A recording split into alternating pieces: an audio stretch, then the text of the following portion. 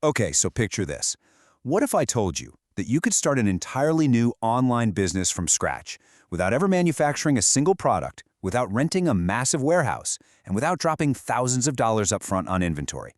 I know, it sounds a little too good to be true, right? But believe it or not, this is the exact premise of one of the most talked about business models on the internet right now. Welcome, everyone. I am absolutely thrilled you're tuning in. Today, we are bringing you a complete step-by-step blueprint on dropshipping, and we're tailoring it specifically for beginners looking ahead to 2026. Look, there is a ton of misinformation floating around out there about this, so in today's explainer, we're going to just cut right through all that noise. We are going to build this business from the ground up together, showing you exactly how it works, and, more importantly, how to set yourself up for real success. So here is the blueprint we'll be following today. First, what is dropshipping? Second, reality check and setup. Third, finding products and suppliers. Fourth, building your online store. And finally, marketing and scaling up. Let's get into it. All right, Section 1. What is dropshipping? The no-inventory business model. To put it as simply as possible, dropshipping is basically an e-commerce business model where you sell products online, but, and this is the absolute game changer here, you do it without ever keeping inventory yourself. You literally never have to store a single dusty box in your garage, and you never have to tape up a package to ship it out. Just imagine selling hundreds of phone cases a day without ever actually touching a single one of them. And this brilliantly illustrates how the transaction actually flows. It's really just a simple 4-step process. Step 1. A customer places an order on your beautifully designed online store. Step 2. You take that exact order and forward it straight to your supplier. Step 3. That supplier packs it up and ships the product directly to your customer. And Step 4? Well, you get to keep the difference between what you charged your customer and what the supplier charged you. That right there is your profit. Moving on to Part 2. Reality check and setup. Building the foundation. Okay, before we go any further, we definitely need a quick reality check. You've got to treat this like a real business, not a shortcut to easy money. Yes, the barrier to entry is wonderfully low, but guys, it is absolutely not some magic get-rich-quick scheme. If you really want to succeed here, you have to be prepared to do the heavy lifting. Real product research, smart marketing, top-tier customer service, and you've got to be continuously testing your ideas. So, the very first real step is choosing your niche. You simply cannot sell everything to everyone. That is a total recipe for disaster. Some popular, really high-demand niches right now include home and kitchen, pet products, fitness, beauty, baby products, car accessories, and home organization. Why these specifically? Because they target highly passionate buyers who consistently need or just truly enjoy buying these items. Your goal right now is to select just one of these niches to start. Okay, let's dive into this next part. Section 3. Finding products and suppliers. The core engine. Now, finding a product isn't just about picking something that looks cool. It actually has to meet some pretty strict criteria. Think about something like a smart posture corrector, for example. It solves a real, tangible physical problem, it has super high demand, it offers a wide profit margin, and it's easy to ship reliably. Plus, it needs to already be getting positive customer reviews. You literally have to research products carefully against these 5 non-negotiable traits before you ever even think about adding them to your store.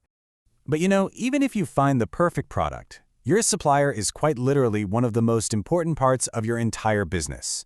Since you aren't the one shipping the items, they hold your brand's reputation right in the palm of their hands. They are the ones who ultimately build or entirely break customer trust. So how do you actually vet them? Well, you want to look for really high ratings and positive reviews on your sourcing platforms. You want to demand a proven track record of fast shipping. Test their communication too. If you message them, they should reply promptly. And they absolutely must deliver consistent product quality every single time. Take your time here, folks. A great supplier is the absolute backbone of your operation. Up next, Section 4. Building your online store. Your digital storefront. Listen, first impressions are literally everything online. Just like you wouldn't buy food from a dirty-looking restaurant, customers are not going to buy from a messy website. You need a super clean design, a professional logo, and high-quality product photos with really clear, compelling descriptions. Throw in a secure SSL checkout, clearly stated privacy and refund policies, and an easy-to-find contact page, and you instantly skyrocket your buyer confidence. So let's crunch some numbers and see how the math actually plays out here. Say your supplier charges you $20 for a product, and the shipping costs $5. Okay, that's a total cost of $25. You then set your retail selling price on your store at $45. That leaves you with an estimated gross profit of $20 per sale. It's a really exciting number to see pop up, but I do want to give you a quick warning here. This is your gross profit. When you're calculating your final net profit, the money you actually keep, you always need to remember to factor in things like your payment processing fees, your advertising costs, and of course, the inevitable occasional product return. Finally, Section 5, Marketing and Scaling Up, Getting Customers in the Door.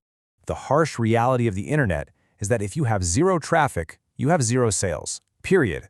You have to actively go out and attract visitors. And you can do this through a bunch of different traffic sources: YouTube, TikTok, Instagram Reels, Pinterest, Facebook and Google Ads, SEO, and email marketing. But because ads obviously cost money, a lot of beginners actually start by just making organic, free content on platforms like TikTok or Instagram well before they ever invest a single dollar into paid advertising. And hey, once those customers do start buying, you have to keep them happy. This means responding to their emails really quickly, proactively providing order and shipping updates so they aren't left guessing, handling any refunds professionally without arguing with them, and just solving issues politely. Because here is the secret. Top-tier customer service isn't just about avoiding bad reviews. It's literally free marketing. Happy customers are the ones who buy again and tell all their friends. Let's move to the next phase and see how this builds. Once those sales start rolling in consistently, it's time to scale. You don't just sit back and relax. You start adding more winning products to your lineup. You continuously tweak and improve your website's design. You aggressively collect customer reviews for that precious social proof, and you build up an email list so you can market directly to your audience for free. You analyze your store's data, and ultimately, you shift your mindset from just making quick sales to building a legitimate, long-term brand. Now, before we wrap this all up, we absolutely need to cover some of the common pitfalls that can easily sink new dropshipping stores. Do not choose products without doing your research first. Don't work with unproven, unreliable suppliers just to save a few cents. Never launch a poor, scammy-looking website or set totally unrealistic pricing. Never, ever ignore customer support. And above all else, do not expect instant success. Honestly, if you just avoid these mistakes, you are already miles ahead of like 90% of beginners. It's super important to reiterate this reality check one more time.